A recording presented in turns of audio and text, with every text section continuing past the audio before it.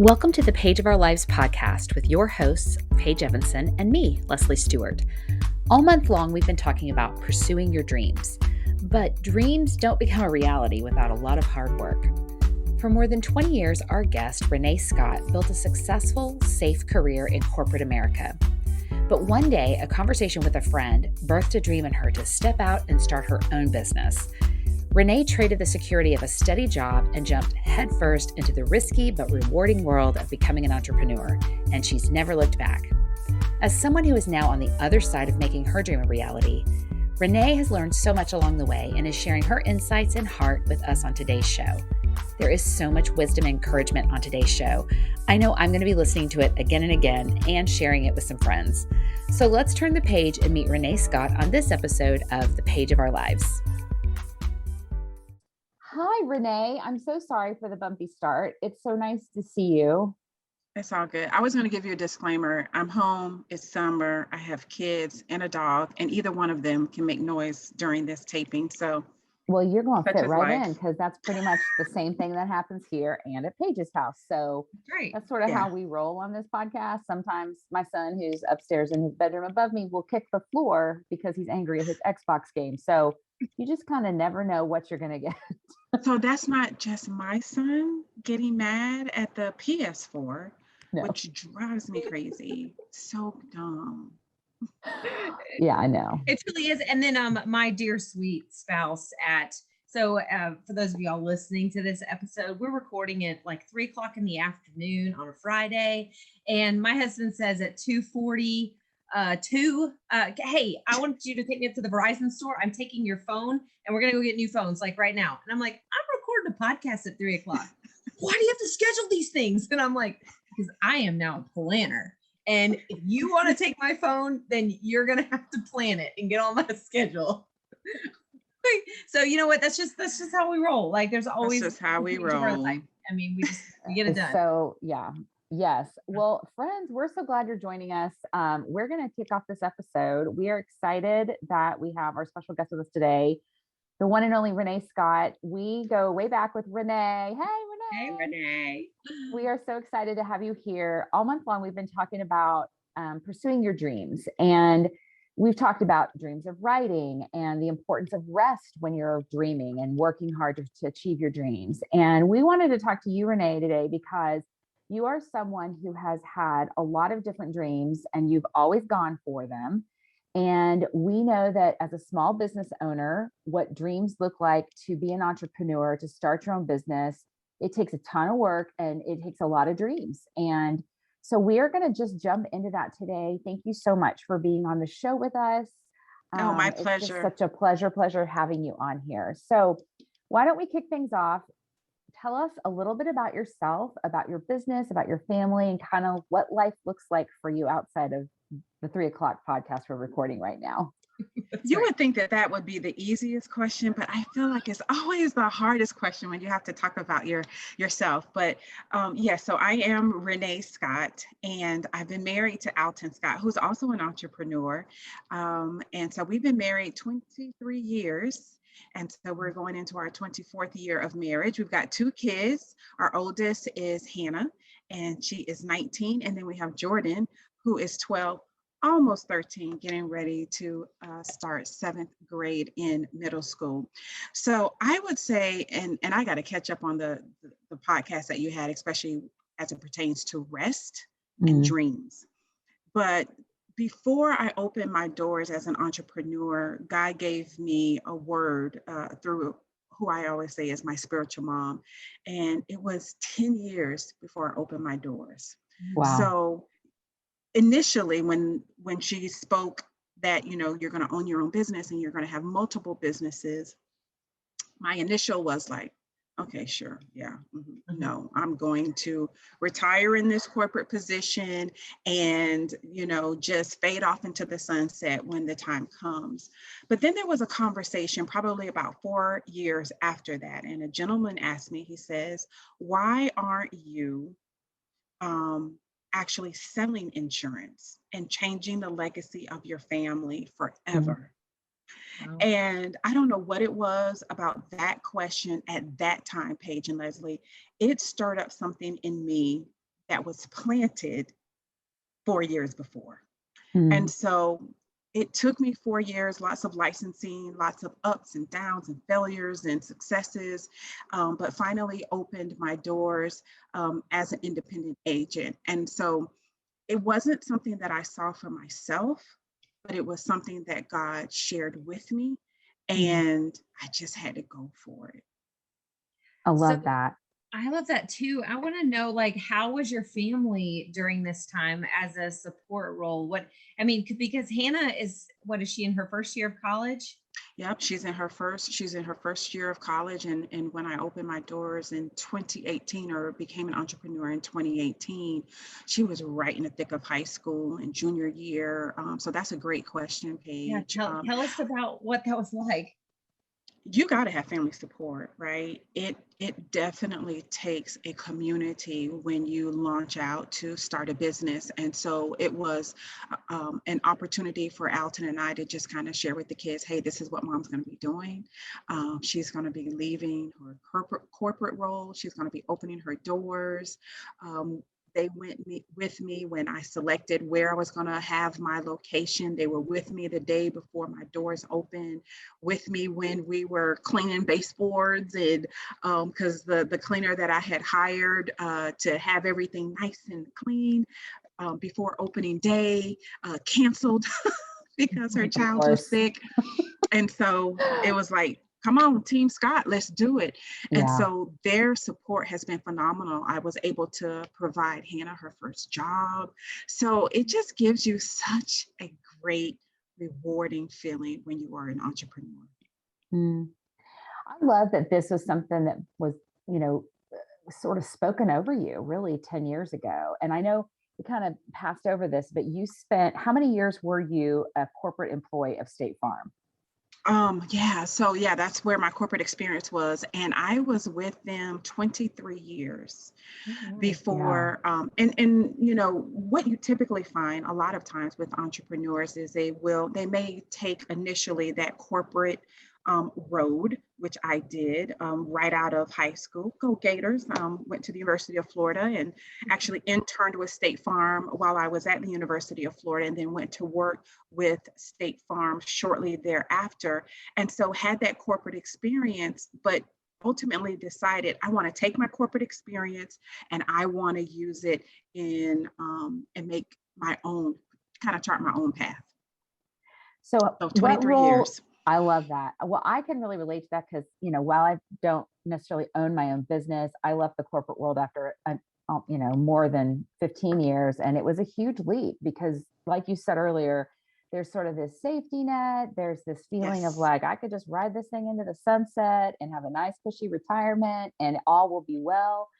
But yet, when you've got that birth of a dream in your heart, if there's this part of you that's like, if I don't ever do this now, I might never take the chance to do this. I think as the older we all get, the harder I think Yes. risk feels, right? Yes. And Yes. so I would love to hear a little bit about how did you deal with the doubts and sort of also the time, because it was sort of birthed in your heart for 10 years ago, but then it really has only been in the last 4 years that this has really become a reality. So how did you deal with doubt and the issue of how much time it was taking? Did you ever give up on it?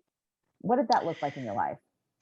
Well, listen, when God gives us a dream, Leslie and Paige, there is, and I shouldn't say this is for everybody, but for me, I felt like, okay, well, if I'm following after what he tells me to do, everything is going to be peaches and cream, and there's going to be no failure, and everything is going to work out just how he states and just how he plans. That could not be any further from the truth.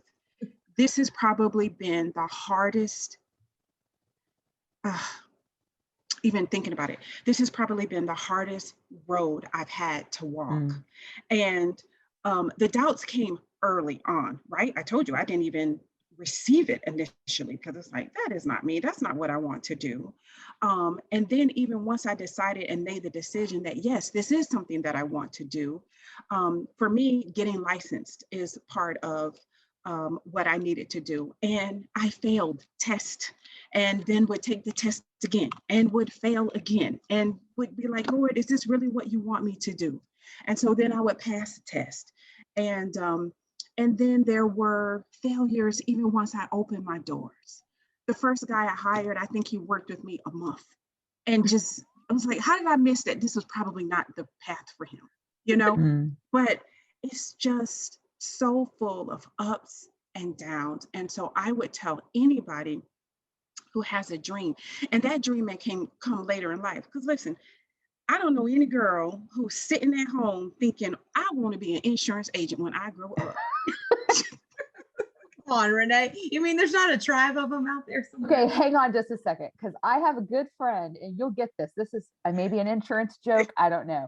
I have a good friend whose daughter is a sophomore at the University of Texas. And do you know what she wants to do? She wants to be an What? actuary. No. I know. I had to look it up. I have one friend who her husband is an So actuary. there is a select few people out there in the world who actually want to pursue insurance as a career, but I think Oh it's my a small gosh. tribe. Yeah, it's a small tribe, and it was not me. Okay. Yeah. And it wasn't me. But there was, oh my gosh, Leslie, there were so many doubts. There was so much fear. There was so much anxiety. Um, I'm on the other side of it, but literally, this almost took my life. I Yeah. remember my first year opening my doors, and there is just a ton of activity when you first open your doors. I mean, your janitor, your HR, your CEO, your sales, if your people don't show up, you're negotiating contracts and doing payroll. And I remember I had to go to my son's school because there was a teacher parent meeting. Ladies, I didn't even know where his classroom was. Mm.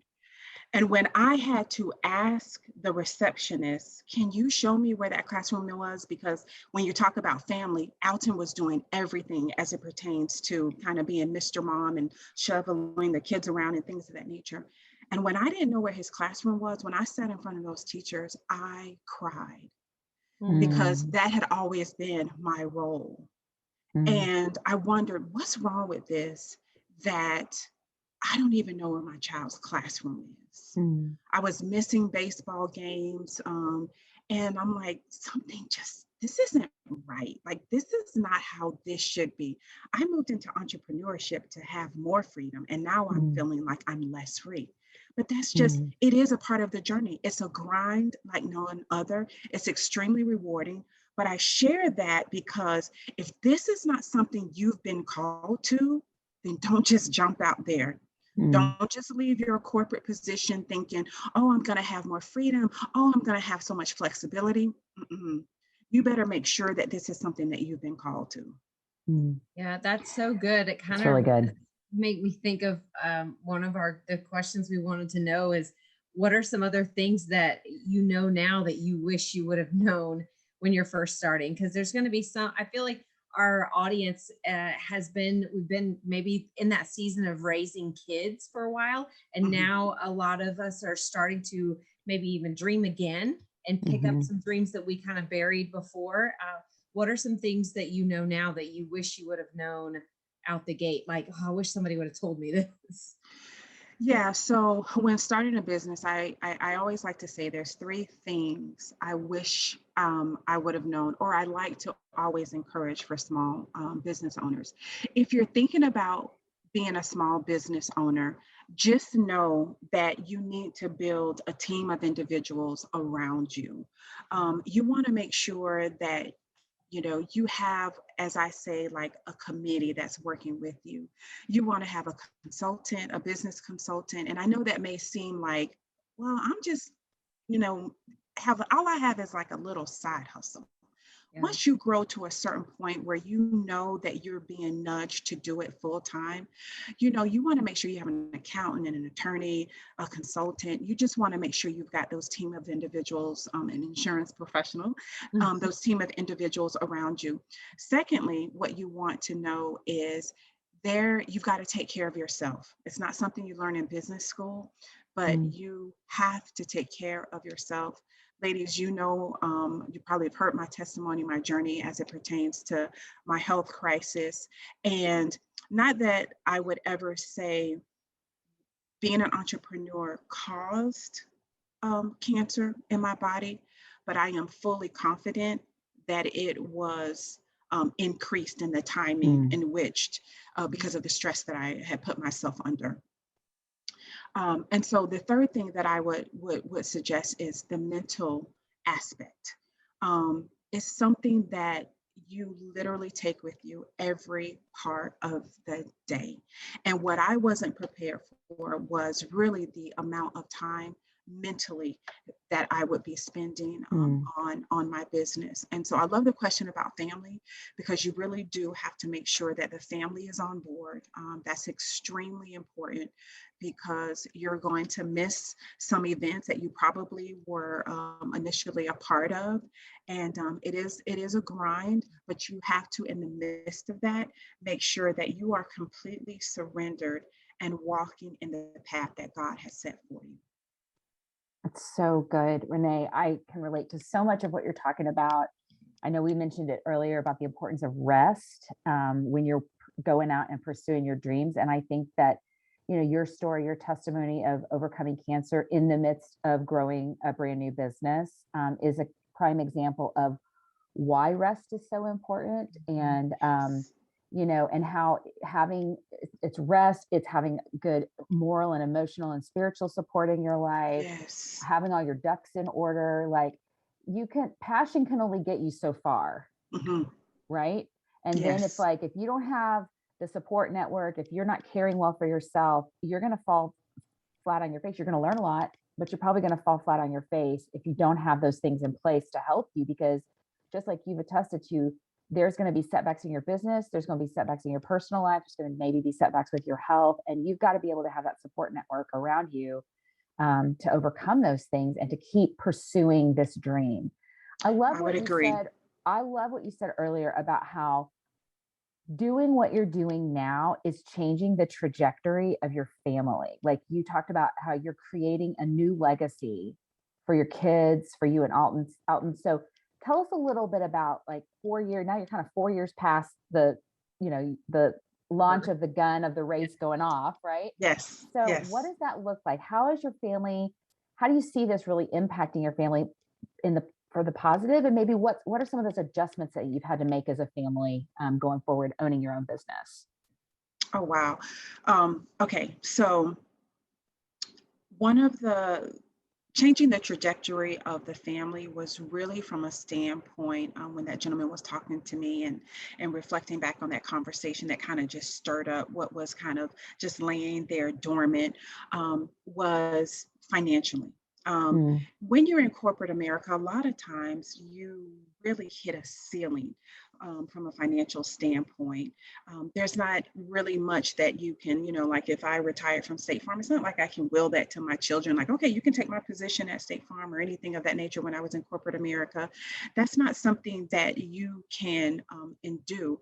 And so I wanted to have something that would just flourish beyond what I want my legacy to be, and most people don't realize this, is as an agency owner, only 2% of African Americans own or agency owners are African American. 2% of agency owners are African American. And so you can imagine, of that 2%, even less are females. My desire is to have Renee Scott Insurance across all 50 states. And so I'm launching out on those dreams as we speak. And so my legacy is to be able to hire my children if I want to, have them run the business if they want to. They've all but told me they don't, but if they decide to, the option is there. The option is there. And let me, I do want to share this. There was a lot of sacrifices that had to be made as an entrepreneur. I mean, everything from cutting off the cable to taking my lunch. I have sacrificed everything to pursue the dream God has for me.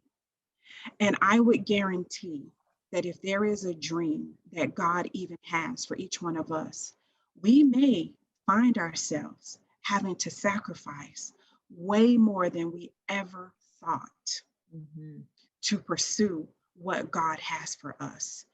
And when that happens, it's not a sign of failure.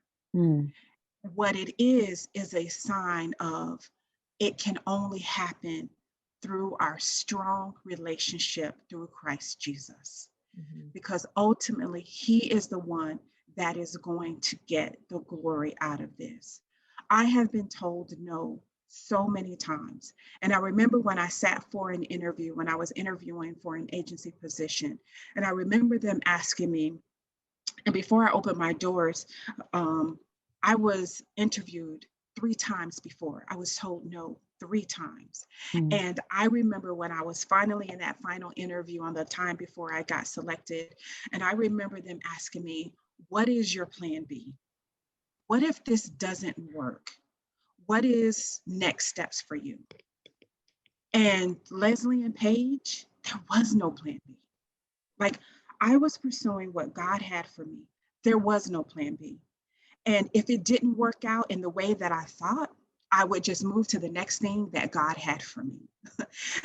So I say that to you, there's going to be times when you fail, when you've got to completely take a look at what is going on and pivot from what you thought the way that you were supposed to go. And it is okay. That is when you invite the Holy Spirit in and just say, this is not about me. This is about you, God. This is your business. And only you can lead the way in the path that only you know, which is where I am supposed to go. So I just give that as encouragement. And so that was part reason why I wanted to kind of chart my own course and open up independently in the way that I have now. I love that, Renee. There's like about 6 sermons that you just preached in about 2 minutes of an answer there. But I just think what you said about, well, obviously not having a plan B, I think also speaks to the fact that this is a God-birthed dream, right? That like, it's not just I'm just going to dip my toe in the water and see if this thing takes, right? It's, I'm all in, right? I'm all in 100%. I'm not looking back. I know God's got me. I can't figure it out all right here in this moment, relinquishing a ton of personal control, right? And putting so much trust in His hand. And I'm inspired by your story. I'm inspired that you have said, this is what I'm doing. And it's not just for you, it's for your children and your children's children. And I'm excited for you for that. So thank you. Tell me, if you could give a solid piece of advice to somebody who's maybe where you were 10 years ago, what would you say to them? Somebody, they've got this dream, they really know that this is something that God's birthed in their heart, but they've got maybe a cushy job and they're not ready to let go of it, or they've got fears or doubts. What would you say to somebody who's kind of in that spot where you were 10 years ago? Take baby steps and hold on to that corporate job until you know it's time to launch out. But while you are there, start being intentional about your dream, okay? And intentionality can look different depending on where you want to go. But just for me, some things that I did was I started having conversations with individuals that were agency owners. I sat with a mentor agent for 2 years. I would go once a week, take time away from my corporate position so I could sit with her team in her interviews while she was making budgeting decisions so that I could know a little bit more. So even though you may be holding on to that job or even raising those babies, right? Because there are moms who are at home doing one of the hardest jobs there is. Be intentional. Start writing down. The Lord is going to download. You're going to get ideas. Give space to those ideas. Write down. If you are wanting to write a book and God drops a title, just write it down. Don't question it. Don't second guess it. Just write it down. If he wants to have you start a ministry, maybe there's a vision, a mission, a target of who you want to go after. Anything that just comes to you in a dream, in a thought, in your heart, just write it down. Writing a book, maybe you say an hour a week. I'm going to write, and I'm speaking to myself because I'm writing a book for business owners. And so that is also something, just be intentional, take baby steps, but do not give up on those dreams. Leslie Page, I know you've got them. I've got them even beyond what I'm doing now. Let's not give up on our dreams ever. So good. Renee, Well, and I think having friends like you who encourage one another along the way to not lose hope, to not give up is so important too. I know that's what Paige has been for me, and I try to be for her, to not let the day, because the day-to-day grind is, I think, what saps the joy and saps a lot of the passion of wanting to pursue these things. But I think your point of, you can't, a marathon is one step at a time, right? And it is a marathon. Yes. It's not a sprint, right? It's baby steps, and it's doing your homework, all the things you said about surrounding yourself with people of influence. If you don't know something, figure out how to learn it. That's been our story with this podcast. This has definitely been, we joke like we're like, this is sort of like a science experiment. Like, we're learning as we're doing it, and we're learning a lot of how not to do it, and we're learning a lot of really Can I be honest? Too. Yeah. The same with me.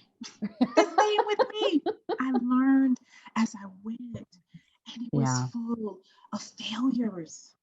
So many failures, lots of tears, spending my last dime. But you don't give up on those dreams. So Renee, what do you, when you're in that moment, when you just failed the test, or you've just lost another client, or you're like, I don't know where the money's going to come from to pay these bills. What kind of pep talk would you give yourself? Like, how did you get out of those type of moments, those funks? Like, what's the script you tell yourself? So I typically give myself a half day to kind of be upset and be in like a pity mode. Okay. And then after that half day, the warrior has to wake up. Okay. Now, something that's been extremely helpful for me is for my mental health is walking. So even when I'm at my office, every day I would try to get up and walk like 30 minutes. Because if you just sit and never take time, and one thing my business consultant also told me is take time to eat your lunch, because I would be eating my lunch while I'm working on the computer, and you can't do that. And so for me, just walking, also praying, I have learned how to surrender. I didn't know how to surrender. I'm one that I'm a leader by nature, and just control. And one thing that I've had to learn is how to surrender and just say, okay, God, listen, there ain't nothing more I can do about it.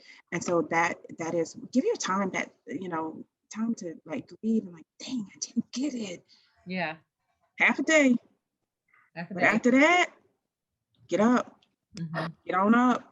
And start again. Let's go. You gotta go. The kingdom, the world needs what you have been designed to give. Yeah. Gosh, that's so good. I'm gonna have to re-listen to this several times. I think that's what people need to do. Listen to this podcast multiple times. Like, have your half day pity party, then put this thing on, and then go. Paige, and I know I shouldn't probably be asking questions, but Paige and Leslie, what's one thing that you do when you feel kind of like defeated? Yeah. Well, for me, I love to walk as well. And that is definitely been a thing that I put my earbuds in, and I put a podcast on, or a book, or a sermon. Sometimes if my phone's dead and the earbuds are dead, I'm quiet, but I do. And I have 3 dogs that always need to be walked. To be walked. Yeah. So I go for walks. I pray, and I do set a timer for myself to feel sorry for myself. So like, for instance, I've been trying to get my real estate license, and it's almost a joke how many times I've failed this test. And so like, I just like laugh at myself. So first I would, I'd kind of get a little frustrated and annoyed or whatever. And now I'm just like, this is just comical, really. It's almost just funny. And so I am like, I can either be mad and cry about it. I still have to take it again because now I'm like determined that I'm going to pass this thing.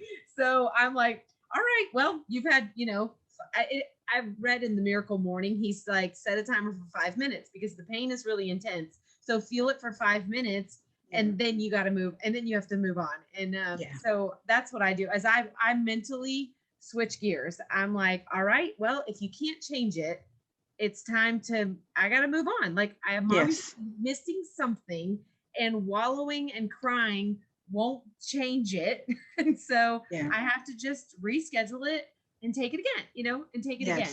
So I mentally, I was telling a friend this week who's been struggling with a lot of negative thoughts and emotions and things like that. And so I said, it's almost like toddlers, okay, in your head of these thoughts, and they're whining and they're complaining and they're moaning and groaning. And I don't want to do this and I don't want to do that. Wah, wah, wah, wah, wah. And just like as a mom, when we finally get fed up, we're like, listen here, you are going to sit down and you're going to do your homework, or you're going to wash those dishes, or you're going to, like we kind of like pull on that mom, that look and that point of the finger maybe, and that tone of like, I don't care. The dishes have to get washed because we're not going to live in filth forever and we're going to have roaches. So you better get over here and do your job, do your job. So I kind of get that way in my head. I'm like, all right, listen up, girlfriend. This is not going to go away. You have got to fix this. So put your big girl panties on and you better get started. And you better, and I tell the doubt and the fear and the crying and all the emotions, the hormonal emotions, like, listen, I know you guys are coming along, but you're going to sit there and you're not going to drive this car. Okay? Now let's get to work. So I almost feel like they're just little minions. They're like these bad thoughts are just they're little devils. Like you have to shut up. You're just going to have to shut up. So that's what I do. Leslie, what about you? Well, I do a lot of those same things. Journaling is really important for me when I'm in that place, because what I find that I do is I will journal or I'll write out my prayers, and I'll be like, all the bad stuff is, I'm just pouring all the bad stuff out. And then there comes a point in time in my journaling where I pivot and I turn and I'm like, but you, God, but I know you're capable. I know you're there. I don't understand. I can't see the forest for the trees right now. All of that is swirling inside of me, but I know that you're good and you're faithful. Moving my body, getting outside, literally changing my perspective is very healthy for me when I'm in that place. We're walking through, in our family, we're walking through a season of grief. We recently lost a very close family member. And so that has, that's a kind of even a different level of being in the funk that I haven't felt. Fortunately, I haven't had to do that in quite some time. And I think as an adult walking through something like that has really, I've had to give myself a ton of grace. Yes. I am a go, go, go, get it done, suck it up, buttercup. This needs to happen. And everybody's depending on you kind of a gal. Yeah. And I have had to really tell myself that is not okay right now. Like you need to rest. We went on vacation last week. My husband and I both slept till 9 o'clock every morning. That is not normal for us. And it felt so good and freeing to allow myself to rest and to not have all these expectations of going and doing and achieving. And so I think it's a lot of listening to your body and what your body's saying. I mean, Renee, you've already said that. You got to listen to your body. For me also, so eating bad is often a coping mechanism for when I'm in the funk. And I know, and it makes me feel terrible when I do it. In the moment, it feels great, but the byproduct is all the things, bloating, indigestion, whatever. So I also learned, like, ask myself, is eating that sleeve of Oreos really going to make me feel better? I mean, it might make me feel better in the moment, but long-term consequences are not going to make me feel better. And so I think it's trying to find that healthy perspective of what am I doing right now to physically feel better, mentally put myself in a better state, connect with my Heavenly Father, who I know is my source, and my Abba, who loves me and who has my best interest at heart. What am I doing to cultivate those three things right now when I'm in this low spot? If one of those is off, everything feels off for me. Yeah. So being self-aware enough to know that, I think, takes time and practice. But once you start cluing into those kinds of things, you can see where you need to make those adjustments on your sort of personal dial. And that's what helps me kind of move forward and and get back to a better and healthier state. So I think that's another thing I'd want to add is kind of have that Rolodex of friends who are really good. You know, you have those friends that are better empaths than others, and you have those friends that are the cheerleaders, and you have those friends who are just the do nothing friends. They'll just come and sit and do nothing with you. So know your friend. You know, it's okay to have like a variety of friends and start making making a friend if you don't have any, but that are, because I know that I'm not always the best friend to be with somebody in a major dark depression. Like that, sometimes you need a friend who's a better listener and who's a better empath. But if you're at that place where you're like, okay, I'm ready to move forward, I'm that girl to call, like I'm the rah girl. So I think it's everybody, you need different friends for, I think, the different life storms that we go through. So it's okay to absolutely.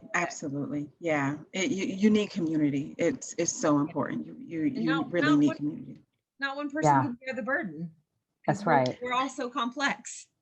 And can I say something else about dreams and friends? And that something I've learned is that when you feel that God's giving you permission to share your dreams with other people, that begins to tell you who's really a good friend and a true friend as you start stepping into that stuff. Because I just know when I've shared some of the things, like my dream, I'm working on writing a book, and some people I've shared that with, and they've been like, yes, that is the most obvious yes for you. You've got to do that. And other people you tell. Yeah. Oh, did we lose her? Like that's a lot of work, and they're like they're good people and they mean well, but they're not what I need to hear. They're not the voices I need to hear in that moment. And so it's been a good lesson for me to like be careful who you share your dreams with. Yes. And regardless of what they say, if you know in your heart it's what God's planted in there, don't lose hope. And so good friends, people who see your giftings and who see your talents that God's put inside of you, when you share those dreams with them, it will resonate with them. I believe that. And that's what I've seen in my life. And I'm sure, Renee, you that probably brought up people in your mind when I said that, who were like, they were your yes people who said, Renee, you have to do this. Yes, they were. And even when you get the no's, even when you have those individuals who don't believe in you, don't believe in your gifts, don't believe in your talents, don't let it deter you. Just keep going. Don't let any obstacle, any roadblock stop you. Stay on your journey of purpose. Yeah. So good. Okay, so we're probably going to wrap it up, but what I want to know is what's next on the horizon for you? What's with your dream pursuing and your business growing? I know, and it's funny because I have Renee Scott Insurance, but I also have a consulting firm as well. So my twin sister and I have a consulting firm. So really just we're in full growth mode in both of the businesses that I own, in full growth mode, and actually, as I stated, really fulfilling the vision of moving beyond the state of Florida. Right now, the insurance offerings that I have are for the state of Florida, but we're growing beyond that right now. And as it pertains to the other parts of the dream, I am writing a book, and the book that I'm writing, which I haven't even titled yet, but I am doing it for business owners, for entrepreneurs. We don't have a lot of time to read and dig in when you're in the entrepreneurial world. Not that that's only entrepreneurs that don't have a lot of time, but just a devotion, scriptures that helped me, and little snippets of what was going on during that time and how it encouraged me. So it's just going to be a 30-day devotionals, really geared toward entrepreneurs so that they can have something that encourages them on their walk. It's been a really rough road for entrepreneurs, when you think about 2020 and even and spilling over into 2021, being impacted by COVID. My business was impacted by COVID. My husband's business was impacted by COVID. So that is kind of what's on the horizon. So maintaining growth in those two businesses, writing a book, and then who knows what God has. Like, I have just stopped trying to even figure it out. I have more revelation where it says, lean not to your own understanding. Paige and Leslie, I live by that, because none of this I would have thought. Absolutely none of this I would have thought would have happened in the way that it has. So I've stopped leaning to my own understanding, and I'm just letting God take me wherever he wanted to take me. Yep. I love that. I saw a quote today that from a pastor of a church in Tulsa where we used to attend, and he said, people want to live a happy life, but really our goal should be to live a full life. And I think when you talk about pursuing a dream and all the ups and downs that you've experienced and you're continuing to experience, that is what creates a full life, right? Jesus came to give us life and give it to the full, right? John 10:10. And I think when you think about, I'm not pursuing this business because I want to it's going to make me happy or all of this. It's because it's fulfilling a dream. It's creating a fuller, richer, more rewarding life in Christ. And I just think, Renee, you're an inspiration to Paige and I know to so many others. I'm so proud of you, friend, for saying yes. I feel like your yes gives us permission to say yes to our dreams. And so I just want to encourage you to keep going. How can people connect with you if they're curious about either your insurance business or your business consulting? How can people find you? So I'm on all of the social media platforms, or at least I was, till Paige brought up about Clubhouse, which I have no clue of. But get on the Clubhouse. Baby steps. But, baby steps. But I'm on Facebook. They can find me on Facebook, Renee Scott Insurance. You can find me on IG. Renee is your agent. My website is reneeisyouragent.com. The number that you see, wherever it is on my little screen here. There it is. That's the number. If you're just listening, it's 813-548-1985. Renee Scott Insurance. Give her a call. That's right. So I have to remember that this is a podcast and most will just be listening. So yeah, I'm pretty easy. I'm pretty easy to find just because I'm on Twitter. Yeah, I'm on Twitter, Google. You can Google me, whatever. I'm everywhere. But and we'll link all of that in our show notes too. Don't be confused if you do Google, because she does have an identical twin sister. This is true. I do. And she's on a path like me. She left corporate America. She was released after being furloughed, had been in retail for, over 20 years. And now she's walking the entrepreneur road. So it's exciting. I can't wait to meet her. We want to interview her too. So Oh, you're going to have to. You're going to have to. Yeah. I love that.